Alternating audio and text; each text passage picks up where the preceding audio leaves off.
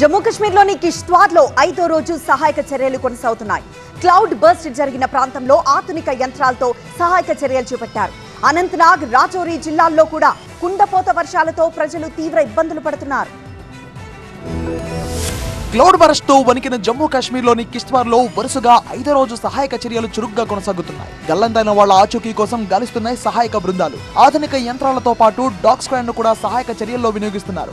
వరద బాధితులను జమ్మూ కాశ్మీర్ అసెంబ్లీలో విపక్ష నేత సునీల్ శర్మ పరామర్శించారు. శిథిలాల కింద నుంచి ఇప్పటి వరకు 66 మృతదేహాలను వెలికితీశారు. రజౌరి జిల్లాను కూడా ఆకస్మిక వరదలు ముంచెత్తాయి. ఓ బాలుడు వరద ప్రవాహంలో కొట్టుకుపోయాడు. దీంతో ఎన్డీఆర్ఎఫ్ పాటు ఎస్డీఆర్ఎఫ్ బృందాలు సహాయక చర్యలు చేపట్టాయి. అనంతనాగ్ జిల్లాను కూడా వరదలు ముంచెత్తాయి. అనంతనాగ్ పట్టణంలో లోతట్టు ప్రాంతాలన్నీ జలమయమయ్యాయి. ఎన్డీఆర్ఎఫ్ అధికారులు భారీ సహాయక చర్యలు చేపట్టారు. అనంతనాగ్ లో మరో 3 రోజుల పాటు అతి భారీ వర్షాలు కురుస్తాయని వాతావరణ శాఖ రెడ్ అలర్ట్ జారీ చేసింది. అనంతనాగ్ లో కూడా క్లౌడ్ బరస్ట్ కారణంగా అపార నష్టం జరిగింది. పంట నష్టంతో రైతులు అల్లాడిపోతున్నారు. జమ్మూ కాశ్మీర్ లోని కిష్త్వార్, అనంతనాగ్, రజౌరి జిల్లాల్లో ఎడతెరిపి లేకుండా వర్షాలు కురుస్తున్నాయి. కిష్త్వార్ లో వరదల కారణంగా వందలాది మంది ఇళ్లను కోల్పోయారు. వరద బాధితులను అన్ని విధాలా ఆదుకుంటామని జమ్మూ కాశ్మీర్ సీఎం ఉమర్ అబ్దుల్లా ప్రకటించారు. కేంద్రం కూడా వరద బాధితులకు అన్ని విధాలా సాయం చేస్తామని హామీ ఇచ్చింది.